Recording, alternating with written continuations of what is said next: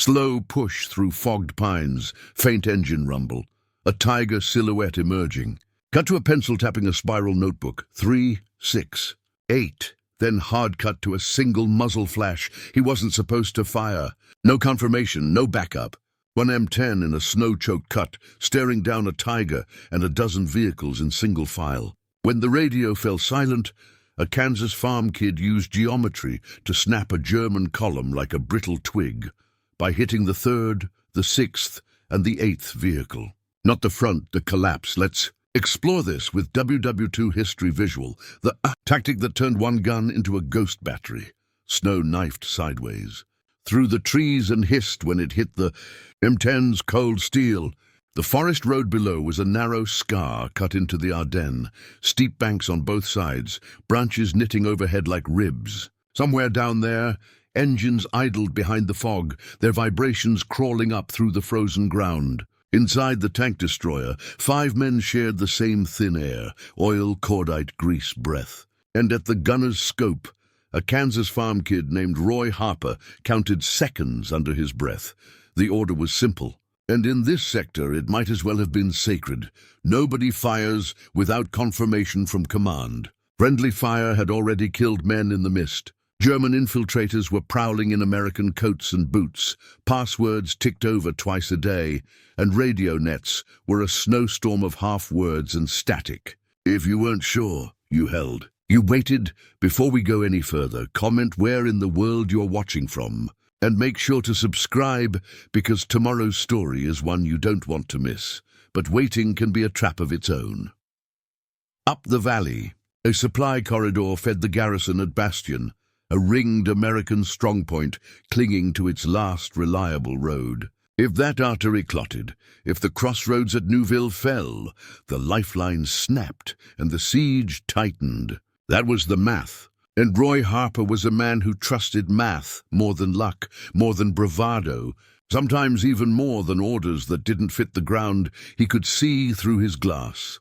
He rolled the elevation wheel with a gloved hand, listening to the faint metallic rasp beneath the skin of the tank. The M10 Wolverine wasn't pretty. Open-top turret, thin armor, a big, honest 3-inch gun, and a crew that knew better than to try to slug it out in the open. The M10 excelled at angles, side shots, ambushes, geometry. Roy loved angles. They told the truth.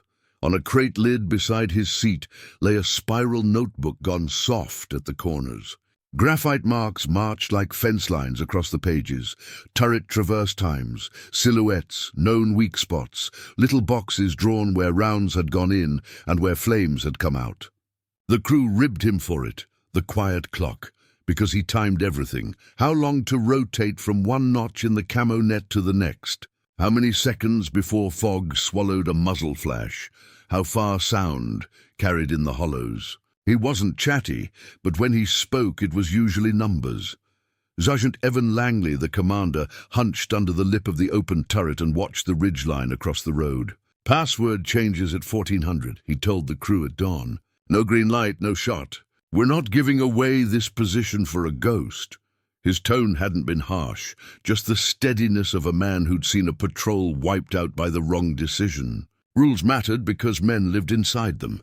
Then came the first shape in the fog, square shoulders, long barrel. The tiger wasn't a rumor anymore. It was iron, coming slow, smashing branches with its front fenders. Behind it, narrower silhouettes lined up one after the other like boxcars, Panzer fees, half-tracks, and deeper in the column, the hunched tops of support trucks with canvas backs, one of them with the small, telling vents on the side of a fuel tanker. Tail-end security, maybe an anti-aircraft mount, just a suggestion in the grey. The road was too tight to spread. Steep banks boxed them in, Langley murmured, steel in single file. Harper didn't answer. He tracked the tiger, then let his sight drift back 2 vehicles. 3rd, he shifted to 6th, then to 8th. The numbers didn't come from nowhere. He'd learned to break things by sequence since the wheat fields. If you pull the wrong stone in a wall, sometimes nothing happens. Pull the right one, the whole face slumps. He keyed the radio, turned the dial, and heard nothing but a snowstorm. He tried the alternate net. A burst of syllables, someone far off, then silence. In the open turret, Langley watched him try, watched the way Harper's jaw set when the headset only gave him hiss. "Roy," Langley said, not loud. "If HQ answers now, what does their answer do?"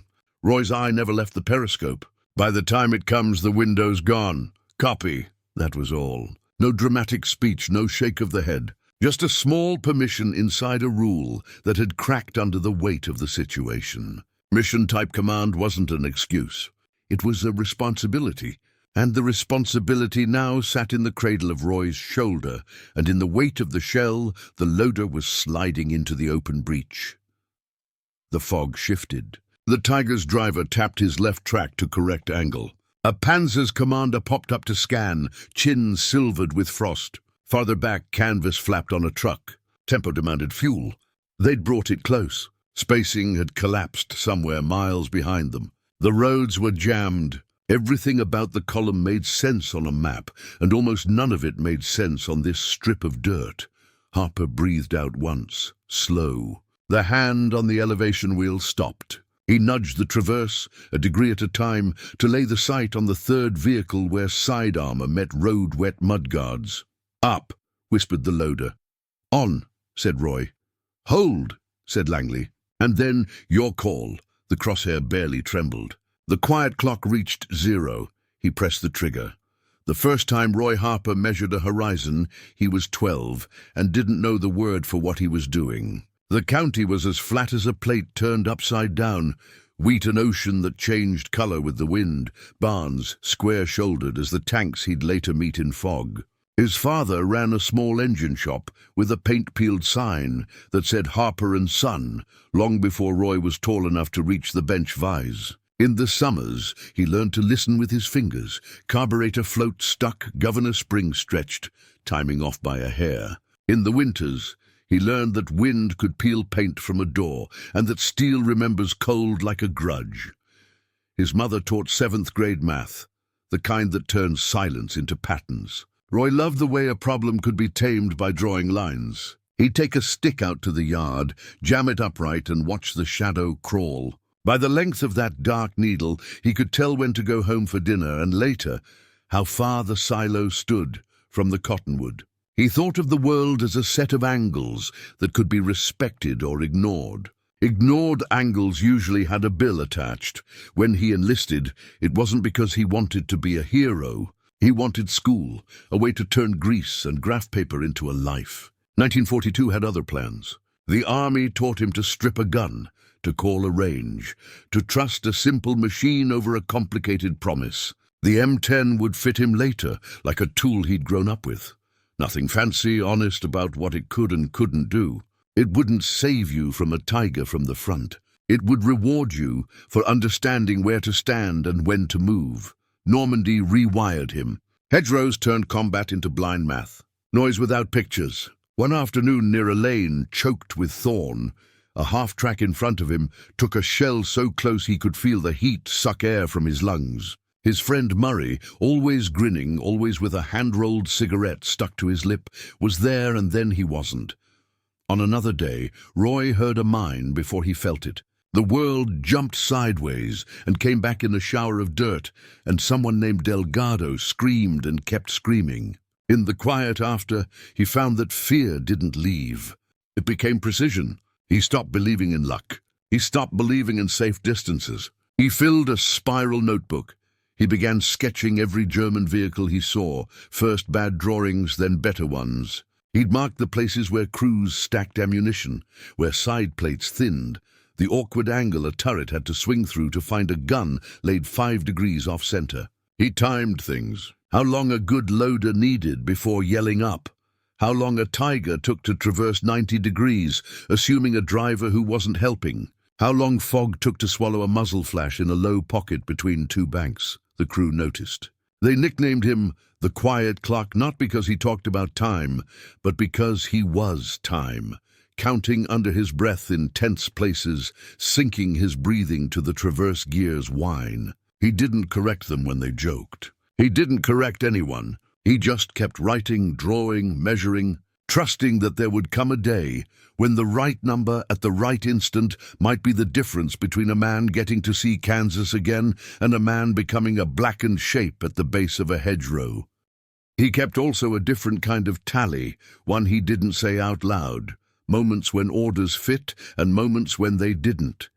He understood why rules existed. He respected rules more than most. But he'd watched good men die because a voice far away didn't match the dirt under his boots. Normandy had taught him to carry rules and reality in the same hand, and to know which one weighed more when seconds ran out. In Belgium, the cold made everything simpler. The ground was truth. The radio was a rumor. The pencil in his pocket was a friend who didn't talk much. And the M10, with its open top and its unforgiving honesty, would give him one chance at a problem most officers would say was impossible: stopping a column without a battery, without artillery, without permission, just sequence and angle and nerve. If he seemed calm in the turret, it wasn't because he lacked fear.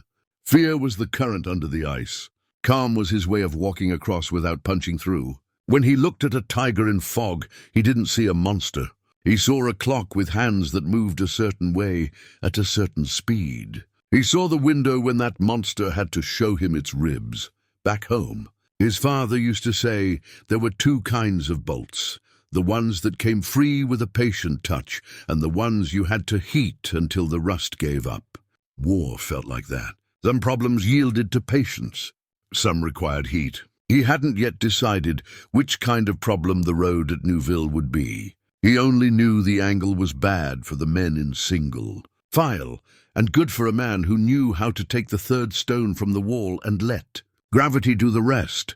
So when the order "hold fire" rubbed against the grit of what his eye told him, he didn't become a rebel. He became what he'd trained himself to be: a man who knows clocks and angles and consequence, and who takes the step that leaves the most Americans alive. That step, when it came, would be a pull on a lanyard and a short recoil in the shoulder. Nothing larger than that in the moment. Everything larger in the long run. The first shot answered the question Normandy had left inside him: when seconds run out, which weighs more, rules or the road? On that day, the road won. The fog didn't reveal so much as it surrendered. First a shadow with edges too straight to be a tree, then a line, then a shape with angles that belonged to men. The tiger pushed its snout into the cut, the barrel level, the muzzle break like the jaws of a wrench. Its driver kept a slow cadence, metal tracks chewing frost into paste, the hull shouldering saplings off the banks. In open country, the tiger was a bully. Here it was a battering ram wedged into a hallway. "Tiger lead," Langley said softly, not to alarm anyone, not to pretend the word wasn't enough to spike a pulse. "Range?" 800, Roy said. He nudged his dial half a hash. -2 if the bank bounces the sound. He shifted to look past the tiger. What mattered wasn't just the spear point. It was the shaft. 3 Panzer IVs followed, tidy gaps like parade dress on a bad day. You could forgive them. The road net had been a mess for 2 days. Refugees, supply convoys, units cutting each other off in the fog. Orders rewritten by frost. March discipline collapses when ground truth breaks map lines. Fuel had been the obsession of every German conversation since dawn. They'd brought the tankers up close, a sensible sin. If you starve for gasoline in this cold, your spear point is just 50 tons of expensive iron that won't move. Behind the Panzers, 2 half-tracks whispered over the ruts, canvas covers tight, men under the bows with rifles across knees. Their breath would be collecting on the underside of the fabric, turning to frost and snow. Farther back, shapes swelled and shrank as they threaded the bends.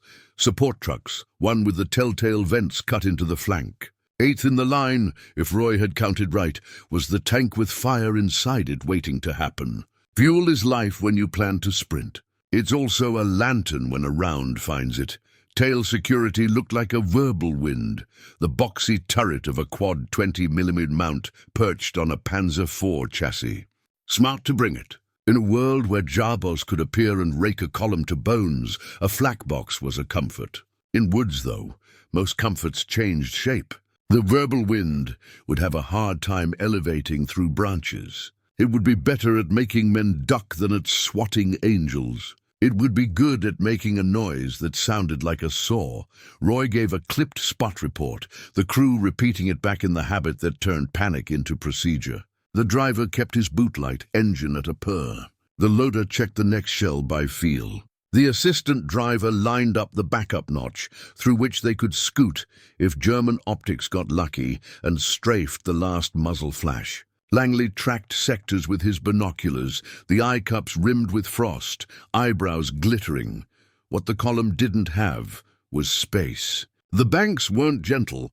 They were hard shoulders that folded the road into a trench. Trees pinched the lane, trunks thick as stovepipes. There was no room for the Panzers to fan into line. The Tiger's width turned everything behind it into a tail that could only move where the head had gone. Good on a highway. Murder in a choke. Roy slid the sight back to the third vehicle and held it there until his vision felt like it could rest on the armor the way a hand rests on a shoulder. He never aimed for a dot. He aimed for a habit. Commanders liking to keep their men tucked, drivers liking to keep their tracks dead center, crews liking to feel the road. Habits make math easy. In the half-second after the first shot, when the world between trigger and impact is a single tight wire, he felt time slow down the way it had in Normandy when a man stepped on a pressure plate and the lane flashed. Then impact, a side plate punched inward, a cough of heat and dust, track links bucking as if the vehicle had jerked itself into a ditch. The third Panzer became a plug in the pipeline. German voices rose as if someone had lifted a curtain. The Tiger braked and tried to reverse, the squeal of its tracks raw, driver judging inches against the banks. The Panzers behind it didn't know whether to back or hold. Backing meant trusting the drivers behind them to do the same. Holding meant waiting in a cut with a gun somewhere up the slope. The men in the half-tracks ducked without being told. One officer popped out on a tank deck with field glasses. In the M10's open turret, Langley put both hands on the pintle-mounted 50 and, with one controlled burst, sent the man sprawling back behind his hatch, then dropped into cover again, breath harsh in the cold. Roy had moved the sight to 6th before the body hit steel. He felt the driver's feathered clutch, the light nudge that meant they'd shifted to the second pre-ranged notch, 10 yards, maybe 12, just enough to change the angle and make a spotter doubt his own eyes. Fog is forgiving to a clever shooter, so are trees. The 6th vehicle took a round through its flank as it tried to crank into reverse, and tracks turned mud to glass. The half-track jackknifed and stopped, rear wheels barn dancing on ice. Men spilled, some hitting knees, some tripping on roots, a tangle of rifles, packs and curses. Sound doubled on the banks and turned a single gun into a chorus. Somewhere in the rear a voice yelled, "Artillery!" Rules of thumb were betraying them. Woods weren't fields. The map wasn't the road.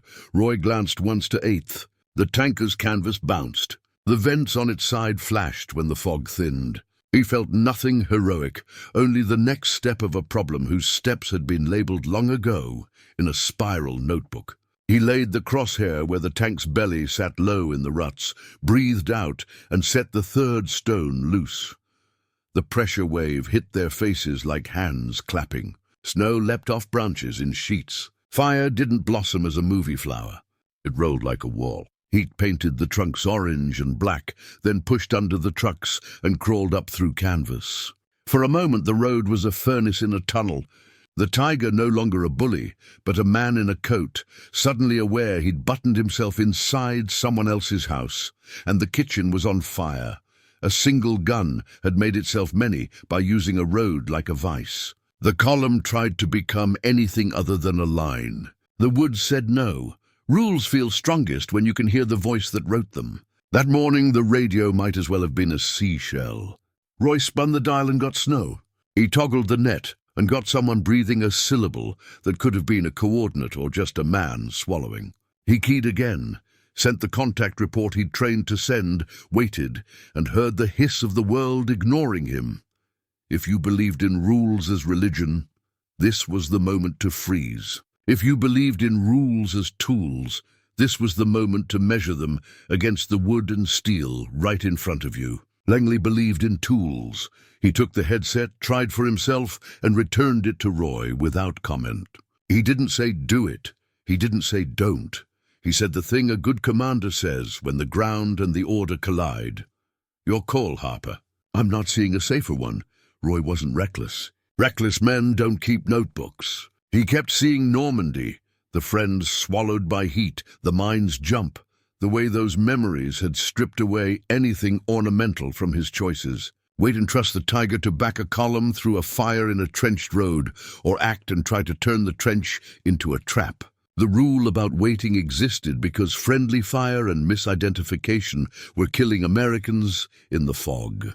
The ground truth here, good cover, clear silhouettes, an exposed formation. No friendlies near the line of fire made the risk calculus shift. 3rd, 6th, 8th, he said, almost to himself. The loader's hands were red through the grime, moving on habit. Up. The assistant driver looked at the backup notch, imagined the worst case, and then the smaller worst case, where they could still crawl into a fold and make someone aiming at them swear. The driver watched Langley's hand, knuckles white where the cold had bitten, and waited for the small circle that meant 10 yards left. Then the tap that meant stop. On the other side of the fog, a German lieutenant tried to count distances he couldn't see. He wanted 4 yards between vehicles. He had 2. He wanted space to fan. He had rails. He wanted a map. He had a tunnel he couldn't crawl out of because iron was already in the way. He gestured to his men to push back and felt the heat of fuel's breath on his cheeks. He heard one shot, then silence, then another shot that sounded to his ear like it came from somewhere to his left, up in the trees. He wasn't wrong. He just didn't know that the same gun had moved in the second between his thought and his breath. Roy pulled the trigger a second time and felt satisfaction only because the numbers behaved. Front armor on a Panzer IV would have laughed at him. Flank armor at this range didn't. In that sentence was the whole story of the M10. What weighed most in his mind wasn't the blast. It was the clock. He put a number to how long before the Tiger's commander would demand a reverse. How long before the whirlwind could rotate. How long before the boom of the tanker would change physics on the road and make men think of escape, not attack. War at this level wasn't about glory. It was about knowing which second was the hinge and which was the frame. The decision to break the silence had consequences beyond the shells. He understood that. There would be a moment, hours, days, when someone would stare at paper and ask him why. He rehearsed the line in his head now without even knowing it. By the time the radio worked, the road was gone. It wasn't defiance. It was sequence road, then radio. Survive, then explain. He knew also the cost if he was wrong. Tarries of smoke had a way of finding their way into holes in men's stories. He could already hear the version in which he'd imagined what he wanted to see, fired at shadows, and brought a storm down on friendlies. That was why his voice stayed calm in the turret, why his hands did exactly what they'd done on a range. Panic changes aim. Numbers don't care about panic. When the tanker went, the Tiger made its choice. The driver tried to back the monster up, to unthread a chain through a burning needle. The big cat bit its own tail. Its turret began a slow swing to cover the ridge from which the last flash had come. Roy watched the traverse like a man counting beats. Langley held a breath and felt frost sting the inside of his nose. The loader cradled a round heavier than the hand liked to remember, and set it down as gently as a mother sets down a sleeping child. Roy had a line he liked for nights when the cold made sleep hard. Waiting is a decision. In the cut at Neuville, not waiting was the only decision that didn't feel like suicide. You don't win a trench by punching the man at the front as hard as you can. You win it by catching the third man with his shoulder turned, the sixth with his weight on his heel, the eighth with his hands full of fuel. That's not poetry. That's leverage. Shot one. The round left the M10 with a throat-punching whump and a bitter aftertaste of propellant. It crossed a tunnel of wet air and struck the 3rd Panzer where plate met weld, the spot Roy's pencil liked to circle in his spiral book. The tank lurched like a stunned bull. Its track hopped, and then stalled on a choked rut. Inside, men who had planned to be somewhere else by now suddenly had to decide between bailing into snow or praying the reverse gear would do the work of a miracle. The column became a pipe with a cork shoved into it. Roy's voice didn't rise. Shift 1. The driver kissed the clutch and eased the hull across to the second firing notch. A hand's breadth in a forest is a city block. The camo net slit to his right became the camo net slit to his left, and whatever German eyes might have caught as a flashpoint a second ago now belonged to empty air and a bank of ice-cased brush. Shot 2. The sixth vehicle, a half-track, was already trying to unwind itself from the line the moment the Panzer in front of it coughed and died. Its driver jerked the wheel right, realized the bank was a wall, tried left, felt the man behind him push by mistake, and felt reverse bite. Roy put a round into the compartment just as the gear found teeth. Canvas puffed. The nose swung like a clock pendulum and then stuck cocked in the lane. Jam achieved. Men spilled into the ditch, a couple sliding on boot soles polished to ice, unrolling into brush and making a hole there he'd shoot from for the next 10 minutes and wish he was somewhere else. A German machine gun raked snow where the first muzzle flash had been, cutting powder into mist. Another gun cracked from deeper in the pack, and the bullet flew like a mosquito that had lost its way. Sound doubled off banks and made a single American gun seem like 3. Someone in the rear yelled a word with battery in it. The word would change shape later in a tent. Shot 3. The 8th vehicle's underbody was low and fat with a precious cargo that had the same value and the same combustibility in equal measure. The tanker took the hit as if the road had been waiting its whole life to host this exact mistake. Flames didn't leap up immediately like the movies promised. They brewed, shoved, and then rolled forward under the curve of canvas, boiling air, licking cold steel until cold didn't exist. The pressure wave slapped bark dust out of the trees and dusted the M10's crew with powder. You could see heat crawl along the tanker's flanks like something alive. Roy called ranges for the mop-up, but the mop-up was almost the smaller story. The big story was perception. The Tiger's crew had to decide whether they were in a kill sack lined by American guns or in a bad geography problem where one gun had learned to sound like many. The difference mattered less than fear. Fear loves an echo. The verbal wind's turret, boxy, awkward among branches, tried to find a horizon to threaten and found only wood. Its quad guns chattered and threw a sheet of tracers that found a branch, a truck side panel, nothing that bled. The gunners inside coughed on smoke and realized their job today wasn't air. It was morale, and morale was a shrinking animal when the fog didn't tell you where to shoot. Roy didn't celebrate the pattern working. He'd expected it to, the way a man expects a wrench to turn when it fits the nut. What he did do was move again, not far, just enough, and wait for the Tiger to make the mistake every heavy thing makes when it wants to turn around in a hallway. Show a sliver of its side in the instant between being aimed one way and being aimed another. The crew worked their parts. The loader bled from a split cuticle he didn't feel. The assistant driver counted breaths between shots. The commander's shoulders rose and fell in a rhythm that meant he was holding fear where it belonged, under the floorboards. In the scope, Roy saw process, not panic, and in the column he saw panic, not process. It was what he'd wanted. HVAP up, the loader whispered then, as if he were placing a secret on a table. Roy didn't look away from the sight. He didn't need to see the black-tipped round to know what it meant, velocity enough to turn a side plate from a sermon into a suggestion, sequence over strength. Collapse the shaft, not the spear point. The phrase wasn't doctrine yet. In that cut on that day, it was just a farm kid's way of solving a problem with geometry. If the 3 shots had broken the column's back, the next few minutes turned the pieces into a psychology lesson. In the fog, in a tunnel of trees, men needed certainty and got echoes. Roy made sure the echoes multiplied. The pre-cut firing slits were half the trick. Before dawn, while the world was still a shade lighter than black and the cold hurt in a way that made jokes sound brave, The crew had trimmed brush at 2 narrow angles, just enough to let the muzzle breathe, not enough to look like a cleared lane from down below.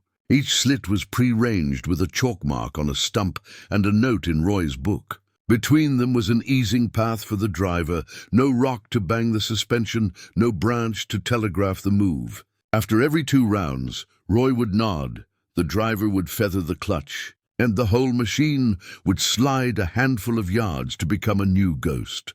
The pintle-mounted 50 cal came up only when the calculus said it would buy more certainty than risk. An officer on a Panzer deck stood tall to find the shooter. Langley rose into the winter, shoulders barely above the turret rim, and he tapped the man off the tank with a short burst that walked like a careful set of footsteps across metal. He dropped back down immediately, breath hard, cheeks white with cold and adrenaline. Open top meant humility. You stayed small, you stayed brief, you stayed alive. German fire answered like angry rain. Machine guns chewed the first firing slit to splinters. A rifle cracked and punched bark off a trunk a yard wide of where Roy's scope had been a minute ago. When the whirlwind finally found an angle that let it chunter down the lane, its tracers stitched the spot where the tanker had gone. A spectacular waste of ammunition that would feel brave and do little. The trees made liars of men who thought in straight lines. Inside the M10, the crew worked in the kind of silence that's not quiet at all. Metal clinked, a boot scuffed, a shell slid home with a sound like a drawer closing in a house where someone was sleeping. Roy kept his counts. He let the world outside be loud, while his head stayed a room with a clock. 2 breaths, he'd told the loader back in training whenever a shot went out. 1 to feel the gun come back. 1 to decide where the next shot goes. It wasn't superstition. It was cadence. Down on the road, acoustic shadowing turned geography into a prankster. Sound tucked itself into pockets and then leapt out somewhere else. A German squad leader pointed left and swore he'd seen a flash there. Another jabbed a finger right and said the same. A third yelled, "Artillery!" and got shouted down by a fourth, who insisted there were at least 4 American guns raking them. No one was lying. They were all right inside their heads. The fog had become a mirror that threw their fear back with interest. The burning plug in the middle of the column made every backward impulse worse. Drivers trying to reverse found heat on their faces and their engine decks. Men who wanted to bail found that the ditch ate boots and grabbed ankles, and that snow covered more holes than it revealed. A man scrambled onto a tank deck to get elevation and was snapped flat a second later. Not dead, just very suddenly committed to lying still. Another tried to sprint the bank and made it 3 strides before a branch took him at the shins. Roy took maintenance shots where they mattered. Engine blocks on trucks that might have tried some bright idea. The front sprocket of a Panzer that thought it could climb a bank sideways. Each shot had a job, and none of the jobs were glory. The crew passed a canteen without looking at each other. The loader's hands bled where cold split skin. The assistant driver's lips shook from something that wasn't fear, not exactly, but the thing that lives next door to it when your heart insists on being a hammer in your chest. What the Germans began to feel was orchestration. They were sure the woods were threaded with guns. A prisoner later would swear he'd seen muzzle flashes from 3 angles at once. He would not be wrong in spirit. The same muzzle had moved, and the banks had made it sound like a choir. By the half hour, the road was a bottleneck of wrecks. At least 5 vehicles burned with the kind of steady consumption that says nothing urgent is happening anymore. Just fire doing what fire does. 2 more were immobilized, their tracks askew like a man with a twisted ankle. A truck halfway back had sagged against the bank and decided never to be a truck again. The whirlwind, its crew coughing on smoke that crept like fog inside the box, began to back out with the kind of slowness that says a man has decided survival is also a job. Roy didn't think that he was winning. He thought that the sequence was working and that the clock for the one thing that still mattered, the tiger, was nearly wound. If you've ever tried to turn a long truck around in an alley, you already know what the tiger was about to do to itself. It didn't have the alley's freedom of a 3-point turn. It had a trench and a plug and a tail that didn't want to be a tail anymore. The driver pushed the hull left, then right, then committed to a slow backing twist that would open a sliver of flank the way a door opens for a polite stranger. HVAP up, the loader said again, this time with less ceremony. The black-tipped high-velocity armor-piercing round went into the M10's breech with a sound you could find again in your dreams, heavy metal going home. The shell promised a thing Roy needed, speed enough to hit and bite before the Tiger's angled plate could shrug or the turret could finish its swing. Roy didn't talk. He let the sight be a tunnel and the world a circle around it. He watched the Tiger's turret traverse, a steady swing with just the faintest wobble, as if the gunner was second-guessing the left or right of his own mind. When heavy things change direction, they hesitate. That hesitation is not a feeling. It's a physics event with a heartbeat's length. "Hold," Langley said, because he could feel Roy's finger ready and wanted to make sure that the window was at its widest. Not a second earlier, not a second late. The clock in Roy's head clicked. He pressed the trigger the way a man closes a door against a storm, decisive, with no anger in it. The hit wasn't cinematic. It sounded like an oath swallowed. The round went low on the side plate where thickness didn't buy as much as a designer had hoped, and then there was a dull thud inside the Tiger like someone kicking a stove. The turret canted. A cough of flame belched from the commander's cupola, and then a second blast chased the first as ammunition cooked in its racks. The turret didn't leap. It jammed and belched again, smoke the color of bad news, curling out of seams that had never been meant to breathe. For a beat, everyone watched, Americans in a hole, Germans on a road, as if they were in a church and the voice had just stopped singing. Then the verbal wind at the rear shuddered, its crew's nerves deciding before their training did. And the box backed, spat traces into trees. It didn't mean to shoot. And then abandoned the tail it had promised to guard. Roy didn't let the moment become a monument. He chambered another round, standard now. The HVAP had been precious and was gone, and put it through an engine deck on a truck that was thinking of being brave. He took a breath. He made a small correction to the traverse, because he always made a small correction. He listened for the next problem instead of for applause. In the road, the Tiger tried once more to be a tiger and found it was a chimney. The crew made their choice and bailed. One fell and slid. One ran into the bank, palms up, a man trying to climb a wall that didn't care if he were a soldier or a shade. Somewhere a German officer still had lungs enough to shout an order and got men to move 2 yards before the order's authority melted in the smoke. "Count," Langley said, not because he needed a number for a report, not yet, but because counting out loud calms a crew and keeps them from making dumb decisions when they taste a win. The assistant driver called 5 burning, 2 stuck, 1 flak backing. The loader added, "No friendlies close." He didn't know if it was true. It was. The sector belonged to trees, smoke, and a quiet man with numbers in his head. The window that Roy had waited for was gone again. That was all right. He had taken the thing it had been made to show him. Now the job was to hold, not to hunt. He settled the sight on a shape that worried him, found it was an empty worry, and let his shoulders drop 1/2 inch. His heart found its cadence. The clock kept time. When you step out of a turret after a fight like that, the air smells like someone else's house after a kitchen fire. Sweet, bitter, a little like melted coins. The road at Neuville looked like a machine shop that had exploded and then decided to arrange its own mess. Wrecks sat at angles that made no sense unless you'd been there for the minute each angle had made sense to someone.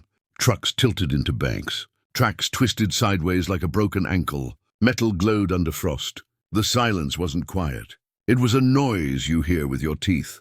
The tally that made its way onto a clipboard later was conservative on purpose. At least 7 vehicles destroyed. 4 disabled US KIA in Sector 0 for that action. Different units would argue decimals. Men would swear a tank that later limped away had been dead. Others would point to char on a road and say a truck had been worse than dead, still on fire in their head nights later. Numbers are honest, but people live in the spaces between them. The prisoners told stories that didn't match each other and matched something bigger anyway. A lieutenant with one eyebrow singed off swore he'd been hit by a full battery. He counted 6 guns, maybe 8. A private insisted an American artillery outfit was tucked into the hills. They had to be.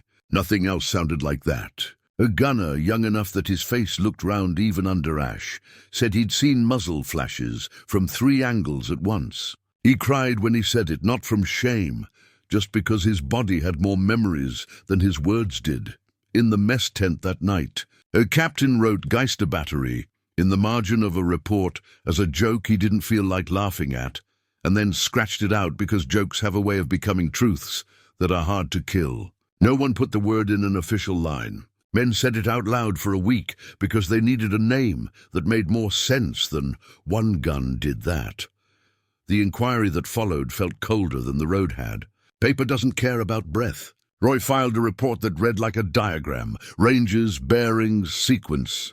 Langley didn't blow on it to dry the ink. He just handed it up and waited the way men wait for a wrench to slip and skin their knuckles. The radio logs couldn't prove disobedience. Nets had been jammed, passwords were mud, attempts to report were logged by a set of marks that looked like snowfall. Someone in an office decided not to create a story when a lesson would do. 2 days later, scouts from a unit that had expected to find the road crawling with armor found wrecks cooling and a strip of ice where snow had melted and refrozen. "Which outfit did this?" one asked Langley. "Not an outfit," Langley said. "A gun.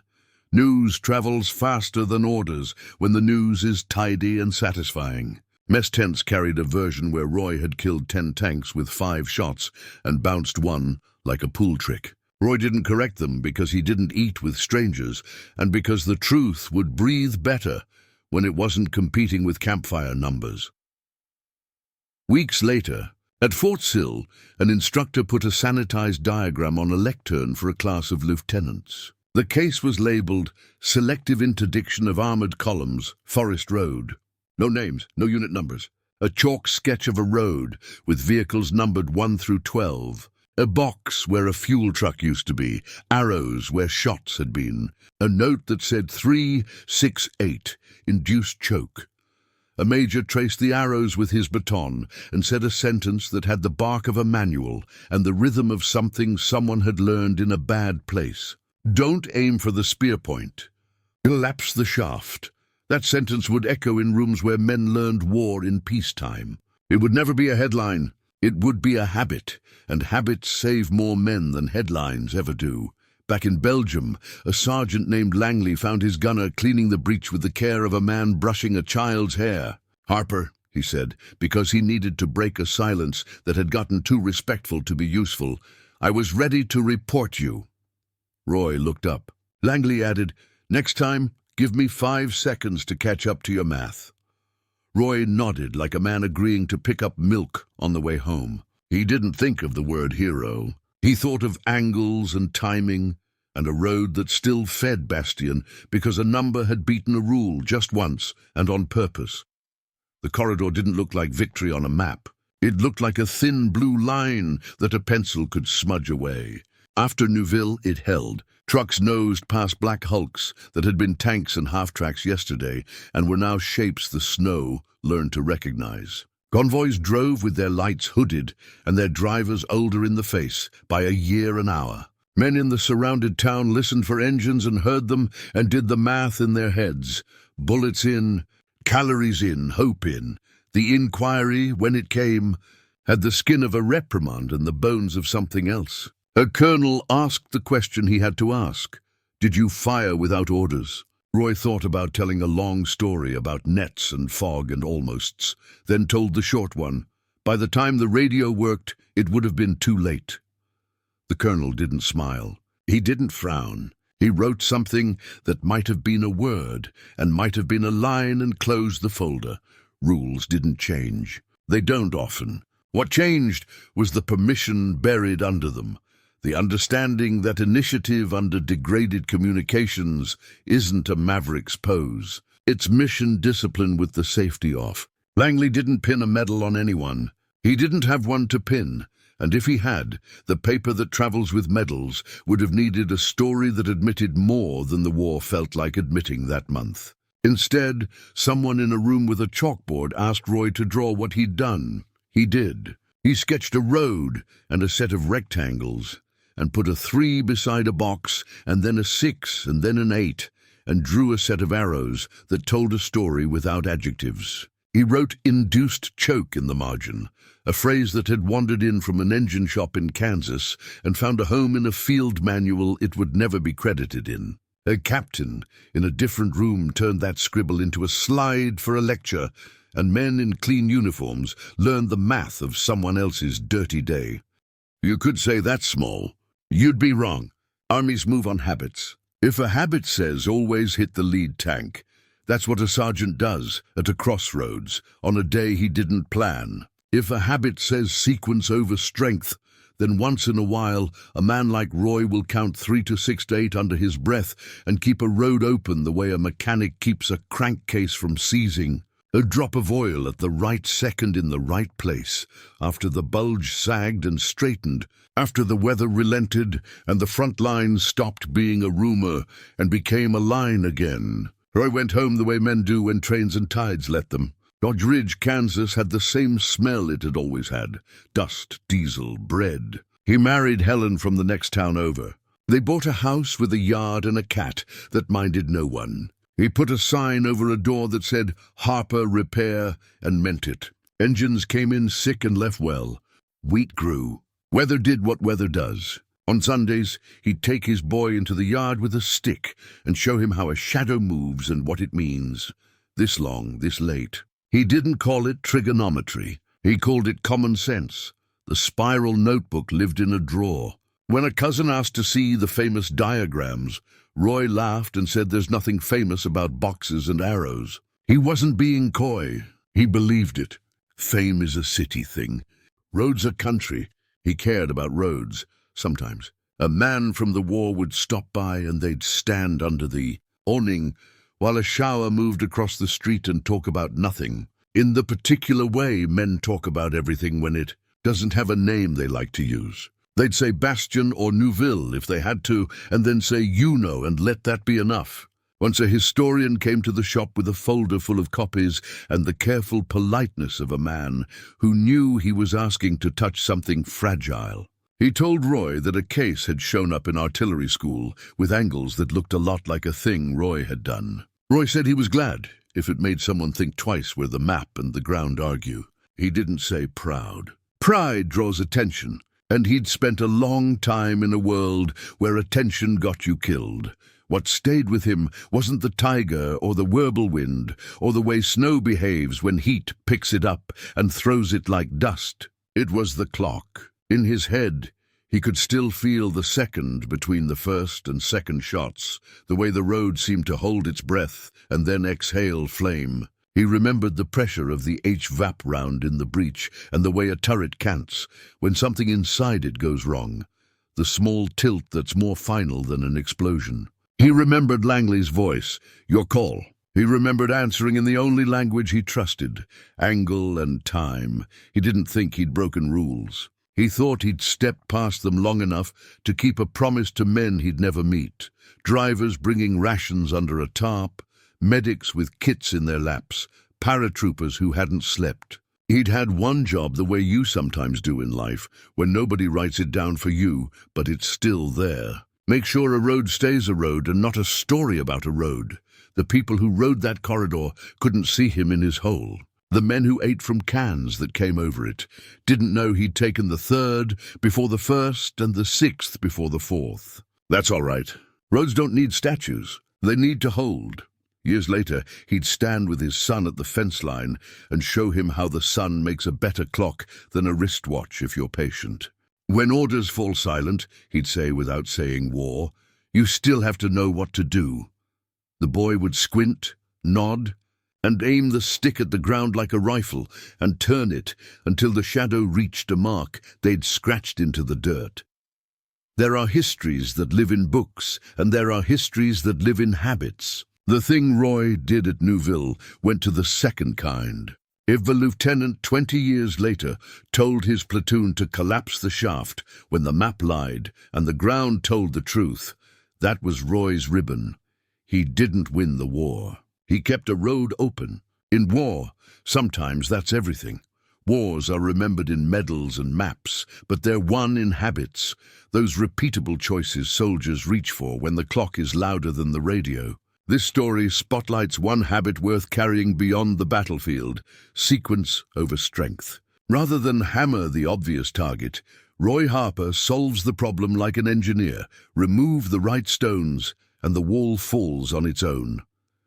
There's a leadership lesson here that cuts both ways. Obedience protects, initiative preserves the mission when guidance can't get through. Mission-type command isn't licensed to freelance. It's the duty to act when seconds matter and the ground truth is clearer than the order. Many veterans will nod at that. Others will warn how easily initiative becomes excuse. Both perspectives are honest. The safeguard is discipline. Confirm what you can, minimize risk to friendlies, and act with a logic you can explain afterward. The sequence also exposes the quiet power of logistics and psychology. Fuel trucks ride close because tempo is life. Hit them and tempo dies. Fog and timber bend sound. With micro-relocations and pre-ranged slits, one muzzle can feel like many. Troops don't panic because they're weak. They panic because the world starts lying. Echoes, glare, smoke. Design your actions to make the enemy's map untrustworthy. Finally, there's humility. Harper's reward wasn't a parade. It was a diagram at a schoolhouse, a habit taught forward. In life as in war, not every good decision ends with applause. Sometimes the proof is a road that stays open. Your team meets a deadline. Your family avoids a crisis. Your community keeps moving. Don't aim for the spear point. Collapse the shaft. And when orders fall silent, be the kind of person whose preparation makes the next right move obvious and explainable.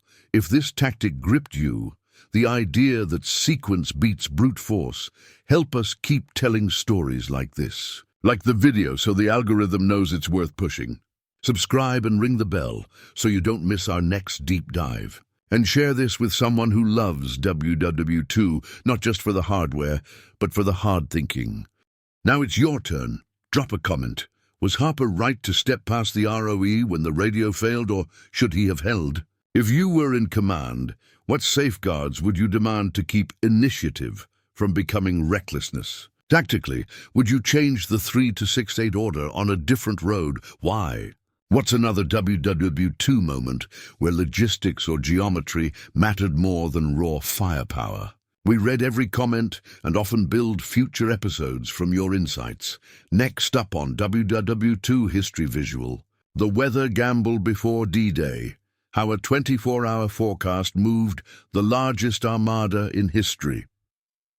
If you enjoy operations decided by brains as much as by bullets, that one's for you. See you in the comments and on the next road that needs to stay open.